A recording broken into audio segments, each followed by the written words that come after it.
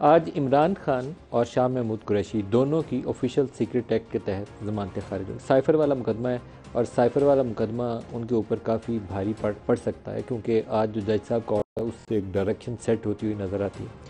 जज साहब ने एक तो उनकी ज़मानत मुस्तरद कर दी है, दूसरा उन्होंने कहा कि हमें इस बात से नज़र नहीं फेरनी चाहिए, ये एक टॉप सीक्रेट केस है। चेयरमैन पीटीआई शाह महमूद कुरैशी के ख़िलाफ़ और शाह महमूद कुरैशी के ख़िलाफ़ नाकाबिल तरदीद शवाहिद इनका केस से लिंक साबित करने के लिए काफ़ी हैं। रिकॉर्ड के मुताबिक मुलजमान ऑफिशियल सीक्रेट एक्ट की सेक्शन 5 और 9 और नाकाबिल ज़मानत दफात के बज़ाहिर जुर्म के मुर्तकिब ठहरे। चेयरमैन पीटीआई और शाह महमूद कुरैशी की ज़मानत खारिज करने के लिए मवाद काफ़ी नज़र आता है। एक ये फ़ैसला है और दूसरा 190 मिलियन पाउंड वाला जो रियाज मलिक वाला पैसा है। ये दोनों केस जो हैं इमरान के ऊपर काफ़ी मुश्किल पड़ सकते हैं। ये कहें कि इसको सियासत से हटा के, इस्टेब्लिशमेंट और इमरान खान की लड़ाई से हटा के देखें तो उससे हटा के देखना तो मुश्किल होगा, लेकिन इन केसेस के अंदर एक बाकायदा तारीख़ मौजूद है कि जिस जलसे में इमरान ने साइफ़र लहराया था उससे एक मामला शुरू होता है और फिर एक पाकिस्तानी सियासत के अंदर एक नफ़रत अंगेज़ माहौल पैदा हुआ, जिसमें उस वक्त के आर्मी चीफ़ को उन्होंने मीर जाफ़र और मीर सादक कह कर पुकारा और कहा कि अमरीकी साजिश पर अमेरिका की माँ के ऊपर यहाँ बैठे हुए मीर जाफ़र और मीर सादक ने उनकी हुकूमत गिरा दी। इमरान खान की हुकूमत गिराने का अमल पीडीएम वालों ने बहुत पहले शुरू किया था, लेकिन उनको कामयाबी नहीं हो रही थी। 1 इंच आगे बढ़ते थे, 6 इंच पीछे चले जाते थे, क्योंकि उस वक्त की इस्टेब्लिशमेंट जो थी एक सेम पेज की सियासत कर रही थी। एक हाइब्रिड था पाकिस्तान में सियासत का, जिसमें इस्टेब्लिशमेंट भी और इमरान खान भी दोनों उसी एक ही पेज के ऊपर मौजूद थे। जब वो सफ़ा फटा सेम पेज वाला, तो फिर इमरान खान को धक्का मारना शहबाज शरीफ के लिए या आसिफ जरदारी के लिए आसान हो गया और उसको इमरान खान को धक्का मार के शहबाज शरीफ और आसिफ जरदारी उसी सेम पेज के ऊपर सवार हो गए। उस पीडीएम की हुकूमत की सज़ा पाकिस्तानियों को बहुत मिली है, क्योंकि मुकम्मल तौर पर वो नाकाम रहे। 10-11 पार्टियाँ थीं, 90 वज़ीर लेकर भी ना महंगाई कम की गई, ना लोगों की ज़िंदगियों में बेहतरी लाई गई। लेकिन इमरान खान ने उस बयानिए से, जहाँ वो ख़ुद अनपॉपुलर थे 27 मार्च से पहले अमरीका मुखालिफ और जनरल बाजवा मुखालिफ बयानिए से उन्होंने खूब शोहरत हासिल की, लेकिन अब वो चीज़ पढ़ सकती है। साइफ़र एक सीक्रेट डॉक्यूमेंट है जिसको पब्लिक डोमेन में आप ला नहीं सकते। पीटीआई का मौक़िफ़ यह है कि उन्होंने उसको डी क्लासीफाई कर दिया था।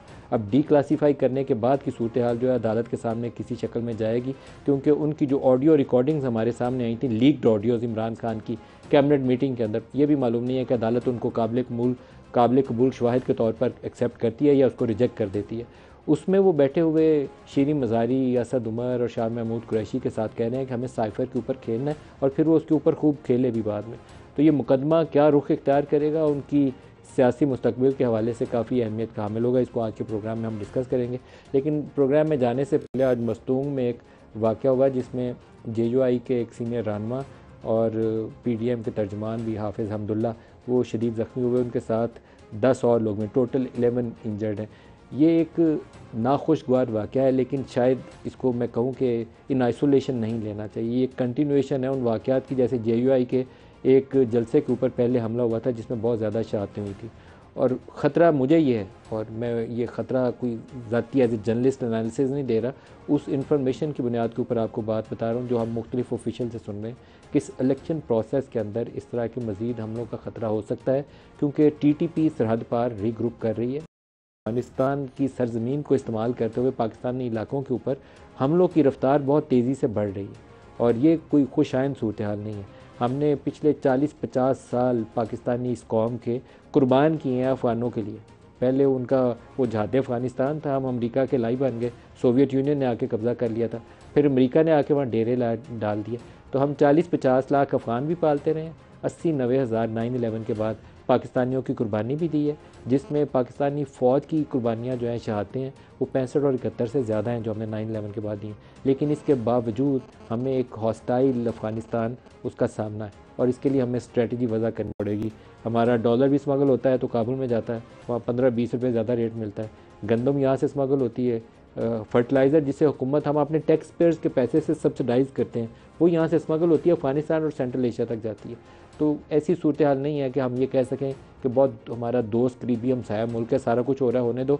यहाँ लोगों को खाने को रूटीन मैसर नहीं है, उधर चीज़ें भी स्मगल हो रही हैं और हमले भी आ रहे हैं, तो दो चीज़ें इकट्ठी नहीं चल सकती।